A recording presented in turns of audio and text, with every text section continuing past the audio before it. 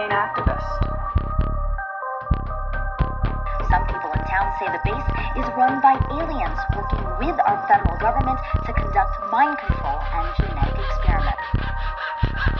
I'm leaving. I'm glad. Thanks a lot, society, for railroading my ass.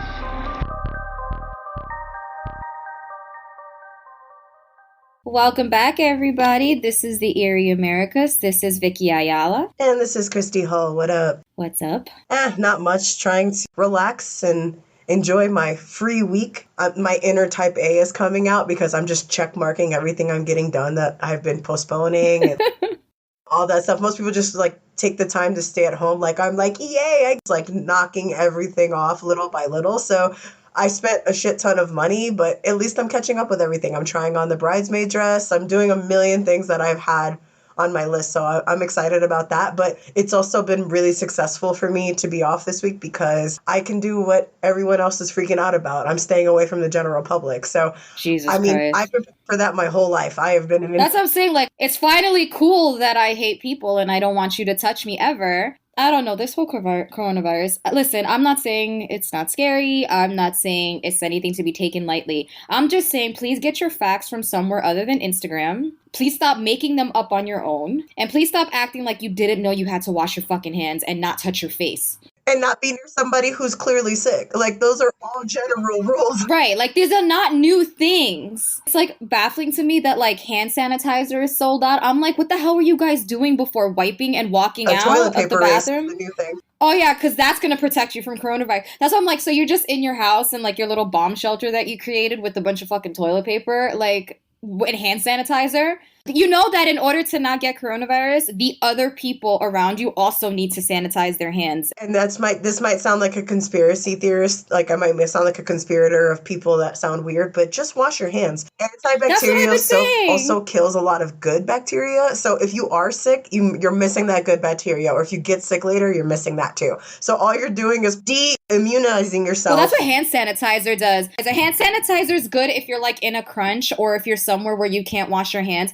But right. You sanitize your hands. Your hands are dirty. That's what you need it for, not for daily use. Right. So, but like hand sanitizer, actually, you become immune to it. But washing your hands doesn't, it's great. You are never immune to water. Soap. Right. And the fact that people like this whole, everybody's like posting about the proper way to wash your hands and wash your hand for 20 seconds. How long were you washing your hands before? Because I always washed my hands for that long because you get underneath your nails. People are just naturally gross. Because I was at work today and one of our like clients or whatever bought us lunch. And, you know, the easy thing to do is buy people like sandwiches, like those sandwich platters. You can tell what's in the sandwich by just looking at it. So this one woman takes a sandwich, puts it on her plate, lifts up the bread to look at it, and then tries to put it back. And I'm like, coronavirus or not, that's fucking disgusting. Come on. And then she got mad when someone was like, can you please take that? You touched it. And she still tried to hand it off. And everybody's looking at her like, we don't want your sandwich that you touched. And there's literally the World Health Organization had just said this was a pandemic. There is a pandemic going around. Why are you trying to hand off your fucking sandwich that you just touched? Well, I know you didn't wash your hands because you came directly from your desk. This is why this is spreading. It's like so fast because people are disgusting. Stop being gross. That's what it boils down to, guys. Right. I've never understood the whole shaking hand things. I always thought it was weird because I don't know how other people wash their hands. So it's like, don't shake my hand, don't hug me, don't kiss me. I never liked it anyway. But it's really not that hard. Just protect yourself. That's all I'm saying. Just wash your fucking hands. And after this is all over, continue to please wash your hands. Because the spread of a lot of viruses and cold. People wouldn't be like getting the flu so rampantly if people, one, stay home when you're sick. Like that's a big thing. On another note, Kristi and I both went to the gym today. Yay! And I don't know, and like we used to go together. So it's weird that we both went. I've been going lately. I didn't think I was ever going to be one of those people that's like, oh, I like the gym. No, I actually kind of like it. Just because it's probably one of the only things I do for myself. Right. In the journey of trying to be healthier, my coworker bought me this water bottle that holds a gallon of water because I'm a huge soda drinker. And she knows that if you let me, I will literally drink soda all day. It's just my thing. And so in my journey to drink more water, it's like that gallon jar that has the times on it and has like a little motivational like, you're almost there, don't give up, no excuses. And so I'm like, okay, cool, let's do this. Mind you, my legs are extremely sore from working out. Like I'm literally walking like a flamingo that just learned how to walk. It is terrible. My knees keep buckling. So I drink this fucking gallon of water between 9 and 3 p.m. I have peed 17 times today. I literally peed 4 times between 4:45 and 5 o'clock, and I still had to pee on the bus. Today was ridiculous. I literally 17 times. I'm telling you though, like as an experienced, I drink like you've seen the thing I drink out of all day. I fill it up 3 to 4 times a day, and I don't know what happens. Eventually, you just start to stretch. It's like your body just learns to. Am I going to become more water so it'll stop doing it? You're not going to go as much. Like you'll see like in 2 weeks, it'll be like 10 times a day and then it'll go down to 8. I already pee 17,000 times a day. And so you just add like all the water and I'm on the bus. My bus ride is only 20 minutes. So I'm thinking no matter what, it can't be that bad, right?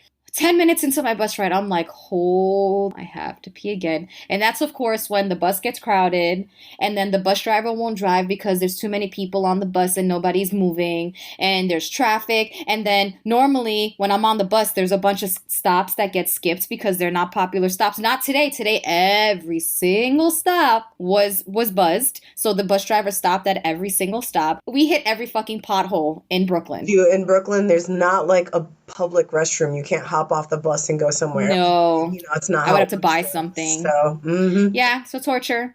I am not drinking a gallon tomorrow. So I went to the gym at 6:30. So I started that at 6:30 and I finished at 3:30.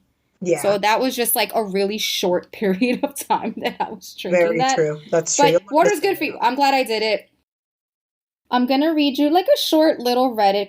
You know me and Reddit and my creepy stories that are true. This comes from, and I like this name, Sad Noodles. Awesome. Happy Noodles. Are there happy noodles? Or are you just noodles? Are they naturally happy?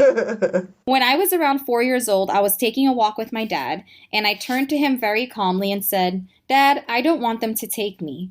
And he stopped and looked at me and said, "What do you mean? Who's going to take you?"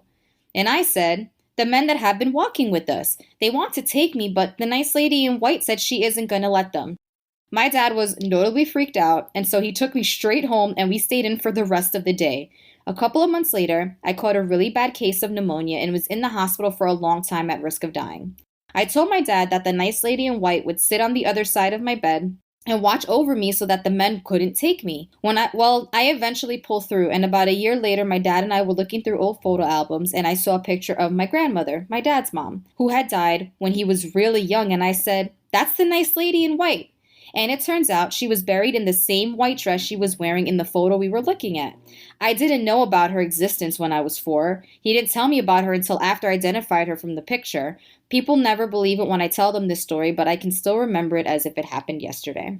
That is really fucking freaky and awesome. To have a guardian grandmother, that's pretty dope. And he's telling the truth because, it's not like he knew who she was. He identified a picture. He didn't know who she was. And it's just, I don't know, I guess it just proves that sometimes people really don't leave you.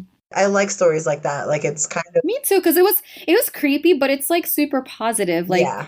She protected you and in real situations. If there's ever that possibility of you being able to fight death. That's what I feel like. I feel like death came from a couple times when he was 4 and she just wouldn't let it happen. Totally. So it was like a guardian angel. There are some of us, well, I would almost say most of us, have had this fantasy at one point in our lives to be able to just disappear. Even if we don't really mean it, like having to go to school or work on a day where you just truly don't feel like going through the motions. The idea of being able to walk away and start anew is appealing. How often, though, does this really happen? When people go missing, it is generally not their personal choice.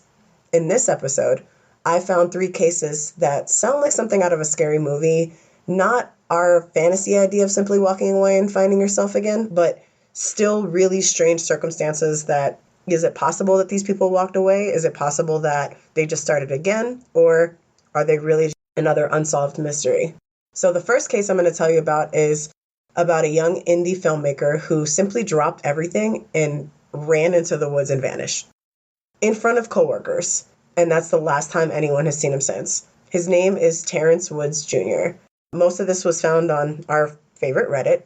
Terrence Woods Jr. is a young, talented documentary filmmaker. Terrence grew up in Capitol Heights, Maryland, graduated from the University of Maryland and the American International University in London. Terrence has traveled around the world and has worked with different crews in various terrain and weather. Terrence was also a part of the production crew for The Voice UK, so not a bad start to a film career. Like, this is kind of Not at all. Kind of successful, promising, successful person. Terrence got assigned to the woods of Oro Grande, Idaho, filming abandoned gold mines for the Discovery Channel, along with an 11-person crew, including a few locals, on Friday, October 5th, 2018, which was a cold, damp fall day. The day of Friday, October 5th, was spent filming around the Penman mine, and according to the crew members, nothing particularly notable happened as they did the shoot. They described Terrence as seemingly unusually quiet, but otherwise, he and the job were normal. At about 5:30 p.m., as it started to get dark, the crew started packing up their equipment and preparing to leave. That's when Terrence inexplicably and suddenly took off. He approached a ridge of land a little away from the group that dropped sharply down a hillside to a forest below. So if you look out and there's little hills and then suddenly the hill just drops. Like drops off. That's what he ran down. So he literally just took off. Darted and just shockingly just took off. So he stood there for a moment, then to everyone's shock, without a word, dropped the two-way radio crew he was holding and took off running at top speed. He went hurtling over the ridge, down the hill, and still at a breakneck pace raced into the thick woods at the bottom and just disappeared. It happened so fast that the rest of the crew couldn't react until Terrence was out of sight in the trees. At first, like many would assume, they thought it was a joke. And when he didn't come back, they decided to try to find him. I probably would have thought the same thing. Like, I probably would have thought it was a joke. I would have been like, oh, okay, funny. But let's stop now. Yeah, but, like, come back now. It's the end of the day. Like, we're all tired, but this is really strange. Okay. Like, weird joke. Then they start looking for him because they're like, a cold fall damp day in October. The sun's going to go down soon. It's about 5:30. It's about that time where, you don't start messing around in a place where you're not familiar with the location. The crew searched for him for about an hour, first shouting for him and one person going into the woods to try to find him, then driving down to the bottom of the loop of the dirt road they'd driven on to see if he was waiting for them down there. They kind of took it as maybe he actually made it down the hill and he's waiting. Maybe he was stuck there. He was waiting for people to find him. Somehow he miraculously made it down okay and went down to where, it was safe for them to get down normal through the car, and they still couldn't find him. When they didn't find him, they drove until they got a cell signal and they called the sheriff's office. The call came in at 6:41 p.m. So there wasn't a long time between Terrence going missing and the group reporting what happened to the authorities. A search was instituted and then called off later that night when the weather worsened. 3 dog teams from Clearwater County, ground searchers, both on foot and ATVs, and personnel from the U.S. Forest Service arrived that Saturday and began searching with Deputy Stan Denham. Clearwater County backcountry rescue helicopters also did an aerial search of the area. Fish and Game canvassed the area and stayed later into the night checking with hunters and continuing to search. So they looked for him all day and night. Mind you, there wasn't a very long period of time for him to go that far. Someone's looking for you on foot, on ATVs, in a car, through a helicopter. People that are hunting and fishing are looking. These are people looking out for this specific person that just took off an hour ago in front of a crew of people. Since that day, there hasn't been a trace of Terrence Woods. Searching hasn't found anything, although the woods he ran through are large and there was no guarantee he ran straight for the road. He could have veered off in any direction, and there is a lot of territory that could hide his remains. No one could be found who had a motive to hurt him. No one can explain what made him take off running. The police don't have any leads at all. Terrence's family, who were a very close-knit group, insists that he was fine the last time they communicated with him, the morning of the shoot, and he was a disciplined young man not given to impulse with no history of mental illness, and he would never leave a budding career he loved and a family who loved him just as much. The understanding is that the crew were all subcontractors working for Raw TV, a London-based company which had contracted with Discovery Channel to shoot the footage of Penn Mine for its Gold Rush series. Right. There were 10 people in the film crew total, including Terrence. It is believed some of them might have been friends or acquaintances. I read a comment that Terrence had worked before with a couple of the crew and knew them like slightly, but it's not all the 10 of them were super close-knit group who worked together regularly or for a long time. There's a couple people he interacted with. In production sets, people change all the time. So Right. he worked a couple days with one or two of the people. There are two people, as mentioned previously, were local men who had been hired to guide the crew around the area and show them the best sites of what remains of the mine. The crew arrived at the town they were using at their base, Elk City, Idaho, population about 250. Oh my God. Tiny, tiny, tiny town. On Thursday, October 4th, 2018. The crew must have arrived pretty late that Thursday because Terrence Woods Sr. had said that his son called him at 2:30 in the morning to let him know that they'd arrived safely. The crew got together the next morning at 8:30 for their first day of filming. That was the day they all met the two local guides for the first time. The shoot in and around the area was supposed to last for 2 weeks, but Terrence contacted Raw TV and they had agreed to buy or change his airline ticket so he could leave the shoot early. The early leave is a huge question mark in this whole thing. No one knows. Yeah, why would you want to leave early? Right. And it's not like he called his dad, said everything was fine, and they'd be shooting. It's not like he was like, hey, I feel really endangered or I'm uncomfortable. Or I'm really homesick. I just want to come home already. Or this shoot's terrible. I'm in the middle of nowhere. Like he gave no explanation or even no indication to his father, yet he decided to change his airline ticket. After arriving in Idaho, Terrence decided the next day to leave the 2-week shoot early and had arranged to change his airline ticket home to October 10th, 5 days later. He told his father but didn't give him a reason, and no one seems to know why he did this. Terrence's father thinks that someone, for some reason, has kidnapped his son, or that something fatal happened to him that day, and that all of the members of the crew are covering it up. If he really disliked the shoot or someone in it or felt unsafe, why would he wait 5 days to leave instead of arranging it to go as soon as possible? Right, that doesn't make sense. And why would you not leave? It didn't make any sense. Same question if he was leaving early because he felt unwell. But if everything was fine, why leave the job more than a week early? Authorities, however, have stated that the crew and locals have almost identical stories. And why would 9 people cover after each other all this time? So yeah, somebody always breaks in those situations. Somebody always tells. All not friends. They are not like you and I who would Right. like never snitch on each other no matter what the other one did, or you know what I mean? Like these are people that are strangers and 2 locals. Why would they all have the same exact story and tell it over and over and nothing changed? Right, that's the thing. At least if they were lying, something inconsistent would pop up. That's how people always get caught. There would be anything, would be like some sort of discrepancy. So for 9 people to have the same exact story every single time, I just said they're probably just telling the truth. Yep. However, Terrence's family is convinced that the crew is lying and something more sinister ensued. Upon digging into this case, I found out someone else not related to the shoot had gone missing that exact week and not far from there either. Multiple crews were sent searching in various areas in Idaho County for 76-year-old Nez Perce resident Connie Johnson, as well as the 27-year-old Terrence Woods. So someone else had gone missing in those woods, not very far off before Terrence. Search conditions are extremely difficult for crews because of the terrain. According to one of the searchers, it's not like out on the prairie or a grande, everything is up or down. There's no level. Idaho County is over 8,000 square miles. Connie Johnson was last seen at Fog Mountain in the Big Rock area. She and her dog Ace also disappeared without a trace to this day.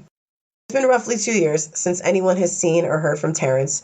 There's no more clues, no new information, and no one is any closer to solving the mystery of his disappearance than the day it happened. His family started a GoFundMe page to hire private investigators, and they have almost reached their goal. It sounds like one of those terrible fake real movie promos, and sadly it isn't. This is one of these cases you may never forget. There's so many unanswered questions.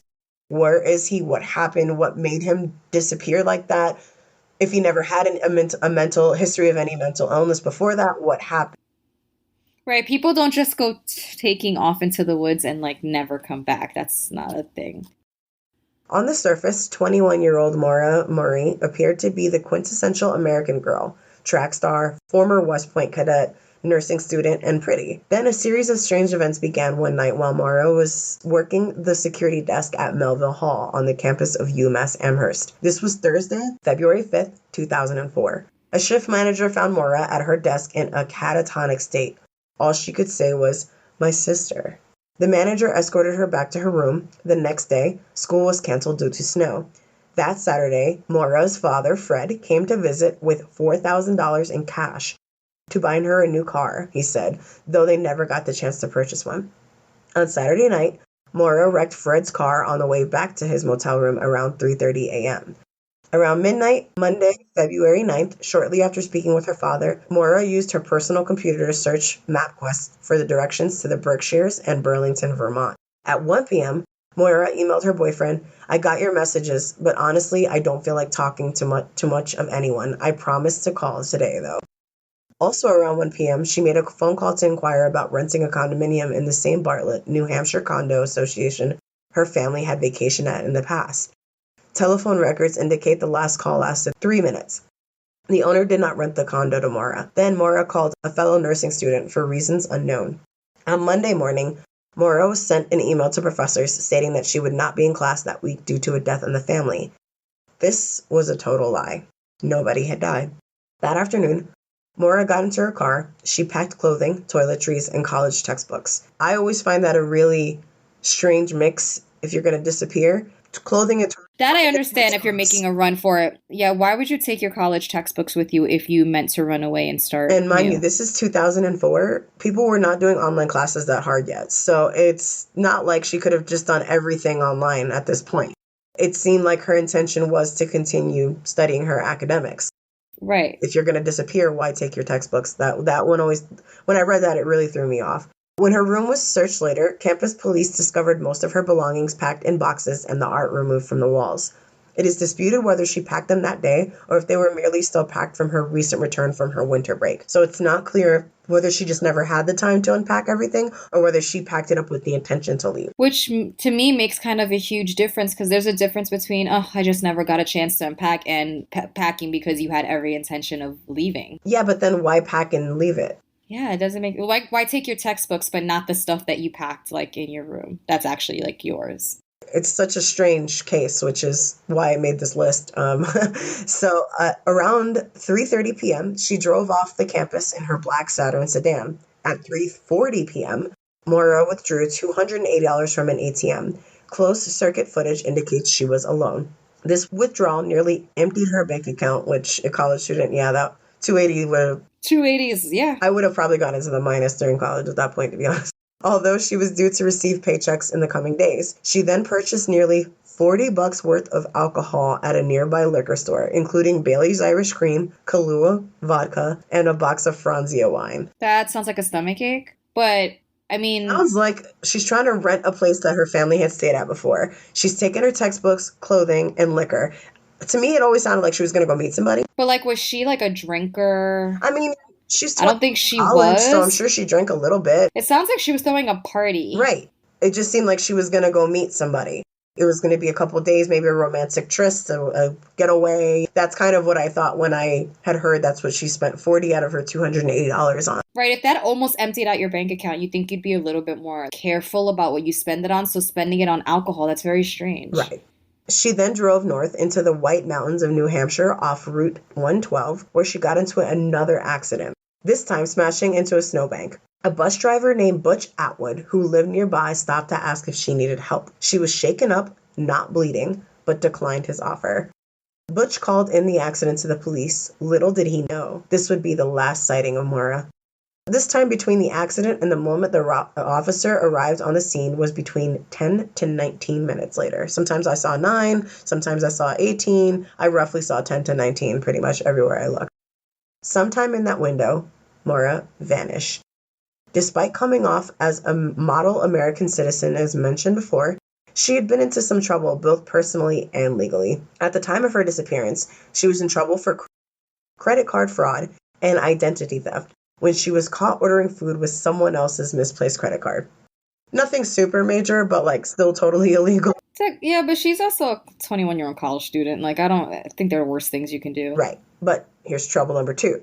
She had left West Point in the middle of a judicial inquiry that was launched when she stole makeup from commissary at Fort Knox. You're stealing from like a military institution. Something's kind of going on. I don't know if it's a klepto thing. I don't know if... She could have just been she also could have just been unhappy and maybe trying to get kicked out. And the final trouble that we know of, she had been having an affair with her track coach. She had confided to her lover that she wanted to run away and start a new life.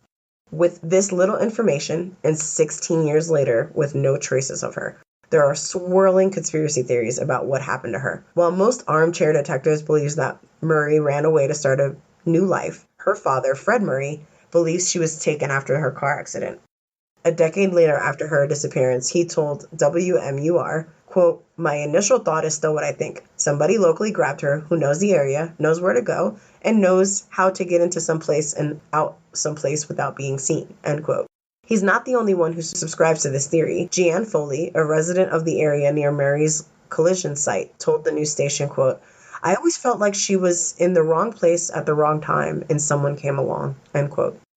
Another theory claims a different driver came to pick her up. Many on Sleuth believes that there may have been a tandem driver from another state who met up with Murray and shuttled her across the Canadian border to begin her new life. Oh, you mean like that this was part of the plan to like do this and to have somebody stop and pick her up. Okay. That's one of the theories. Okay. But my whole thing with that, and I can see that being like, oh, this might be why the explanation, but I guess you could say someone else could have pulled up and abducted her, but someone else coming with like the plan of that seems rather strange, because why would you crash in the middle of a route where there's tons of people that can see, and like how Butch Atwood stopped to help her? If you're going to do that, wouldn't you do it somewhere more remote where it would be a little more difficult for someone to not possibly see you getting into somebody else's car? I don't know. It's strange, but it is out there. James Renner, an investigative journalist who has spent years writing about the Murray case, believes the involvement of a second driver is likely. While attempting to dispel rumors of Murray being taken against her will, he wrote, "The only way this could have happened was if Maura knew the driver, and there's no time wasted for conversation. Enter the tandem driver, who would have been driving ahead of Maura. If they were ahead and saw the accident in the rearview and rode past Bradley Hill Road, the next place they could turn was around Route 116. It takes approximately 7 minutes to drive to Route 116 and back to the scene of the collision."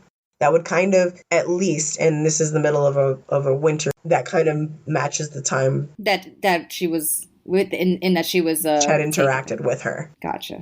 Some sources claim she was involved in a love triangle. Murray was reportedly engaged to U.S. Army Lieutenant Bill Rausch while allegedly dating Hussein Baghdadi, the assistant coach of the UMass track team. According to Renner, detectives spoke to Baghdadi after Murray went missing. Baghdadi claimed Murray told him about her impending disappearance during a private conversation. This theory proposes that when Murray disappeared, she was supposedly going to a cabin owned by the UMass Outing Club located in the White Mountains, which is what she printed off of MapQuest. Reportedly, Baghdadi frequently joined the club on similar trips. There is another theory that she was escaping an abusive relationship, even going as far as saying she was pregnant and didn't want her abuser to know about the baby. And the last fact that freaked me out was the one that seems to be the most plausible, since there's no evidence to support the other theories. As her father put it, she was abducted by a dirtbag. On February 8th, 2012, almost 7 years to the day after Murray's disappearance on Route 112, an account named 112 Dirtbag posted a video of an anonymous man laughing maniacally from the shadows. Well, I will post on our site. It's creepy laughter. The final shot simply says, "Happy anniversary." Eerie as fuck. Yeah. He put 112, which is the route, and her dad went on several outlets saying, "Oh, a dirtbag abducted my kid." So the fact that they put dirtbag in the name's kind of like, were you listening? You did this for that reason. Yeah. While the creator of the video was never identified, Murray's father did not give up the search. Quote, "The case has to stay alive. That's the only hope I have. I can't help Maura now. The only thing I can do for Maura is grab the dirtbag who grabbed her. That's all I can do. I must find her and bring her home." End quote. In February 2019, there was possible new evidence. Maura crashed into someone's private property, and since her disappearance, the owners have been hounded with press, amateur sleuths trying to solve the case, even drones flying over the crash onto their property, onto the crash site. In 2018, the owners sold the property, and unlike the previous owners that refused to let her dad look around the property, this family let him do a little digging. Cadaver dogs reacted to a scent in the basement around the property, and ground penetration corroborated it. When Maura went missing, there was no social media sites, but now thousands upon thousands of people have been trying to help bring Maura home. The question still lingers, however. Where was Maura going when she crashed her car in New Hampshire? What happened to her afterwards? Was she heading into the White Mountains to commit suicide, to go off and die like an old squaw, as her father suggested to police? Was she picked up by a serial killer? Or did she use an underground railroad for abused women to aid her escape into Canada? Those questions still remain unsolved. I feel like some of those questions could probably be answered if people just like investigated more. Totally. And the one thing that I was kind of thinking of, one of my favorite quotes in Genesis, God says, what's done in the dark will always come to light. And I just feel like with all of these cases, you have to kind of keep it in the light so that the truth comes out, which also ties into the next case.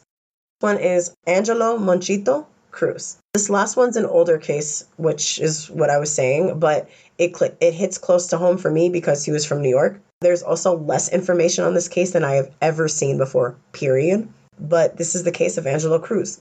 Angelo Monchito, as people called him, Cruz, was born on September 20th, 1958. He was a Puerto Rican professional basketball player. He was born in New York. Coming out of the Patterson's projects in the Bronx, Monchito was a New York City playground legend by the time he finished high school at DeWitt Clinton High School. He played 2 or 3 years at All Hallows High, both in the Bronx. After playing at Bethany Nazarene College in Oklahoma and Essex, New Jersey County College, he moved on to play professionally in Puerto Rico. Cruz began his career in the Baloncesto Superior Nacional in 1977 when he was 18 years old. He played for the Indios de Canovanas for 13 seasons. He led Canovanas to the back-to-back championships in 1983 and 84 and recorded his 1,500th assist in 1988. Cruz spent his last 3 seasons with the Titanes de Morovis. After 16 years in the league, averaging for 14.8 points and 4.8 assists per game. Pretty impressive stats. That's good. That's pretty good. Yeah. At the age of 20, Cruz was part of the Puerto Rico's 1979 Pan American team that earned a silver medal in San Juan in a memorable PR USA showdown against the Isaiah Thomas Bobby Knight-led USA team. He would go on to play in 2 more Pan Am games in 1983 in Caracas, Venezuela, and in 1987 in Indianapolis, Indiana. In 1984, he played the FIBA 1984 Tournament of the Americas Olympic qualifier in São Paulo, Brazil. In 1990, he played at the 1990 Goodwill Games in Seattle, Washington. In 1998, Cruz helped qualify for Puerto Rico to the 1998 Summer Olympics in Seoul, Korea, a tournament of the Olympic qualifier in Montevideo, Uruguay. So this guy's like traveled the world. All over the place, yeah. So he was damn good. You might not hit NBA status, but you're going around and helping. There's a lot of players who have careers overseas and in other countries. It's not rare.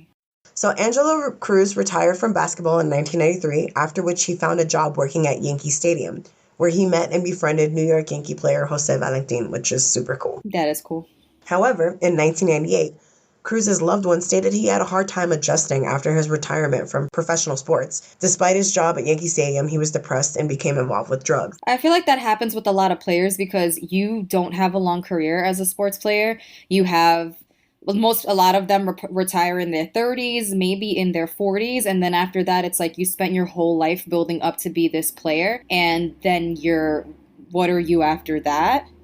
And I know that because I played sports my whole life, and when people kept asking me if I wanted to continue that with my life, I knew that that's where that was headed. Because you could become maybe a sportscaster or something like that, but when you're 40 something, you have like half of your life to live, and you're literally done with something you worked your whole life for. Right. And I also think it's a part of it too. Not only do you miss like the whole glory of being on a team, but your adrenaline is so low compared to what you're used to. So right, you go from like playing games and practices to basically working out and things like drugs or alcohol is a quick high. Yeah, they start trying to replace the feeling, and I understand that people getting depressed after that. I think that's a real serious thing that happens to a lot of athletes. But what's strange about Munch, as people like to call him, was that he disappeared 5 years into his retirement in 1998. So he was visiting family in Puerto Rico, actually, and he went out. He said he was going to go to the store real quick, and he was never seen again. Puerto Rico in 1998.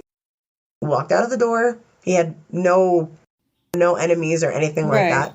Never came home, never called anyone, never contacted any human being, just fell off the planet.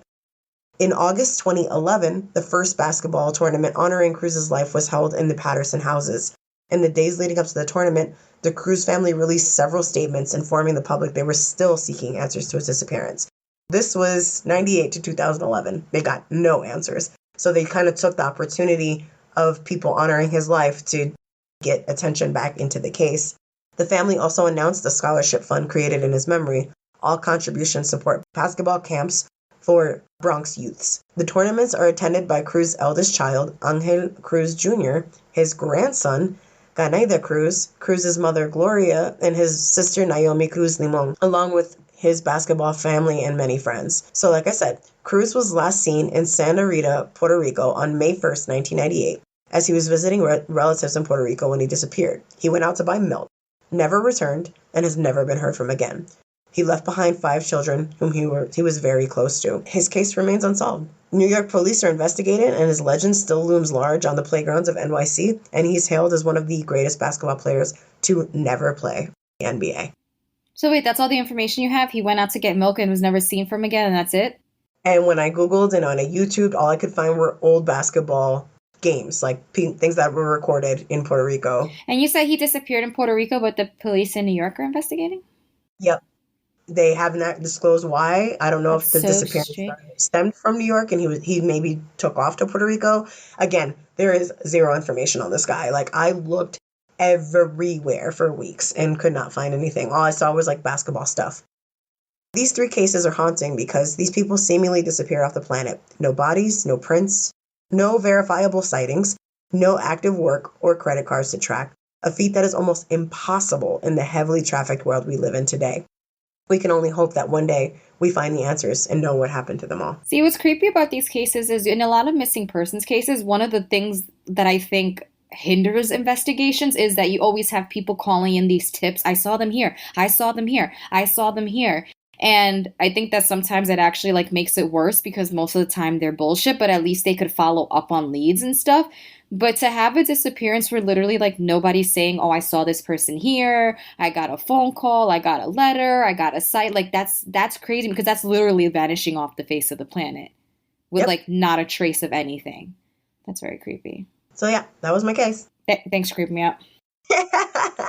No problem. It's what you do. All right, let's do this. Who does that? Who does that? Who does that? Who does that? Well, I actually have a who does that from today. So it's for those listening a week ago. Yeah, it's March 11th. It's a Wednesday. We're recording on a random Wednesday. So I got this from our favorite HuffPost. Suspected car thief tells police she's Beyonce Knowles. Spoiler alert, she's not. Oh, I knew you would love it. Okay, she's like the most recognizable person on the planet. How do you think you're going to pull that one off? Well, you know what? While I'm going to screenshot a picture of her and send it to you so you can see who I'm talking about, because I can't even wait for any more time for you to like see this. So you're going to meet Beyonce. Not really right now. When I was first reading this article, I was like, well, maybe she looks like her and she like gets that she looks like her. So she thought she could pull it off. Not quite. Can't pull it off.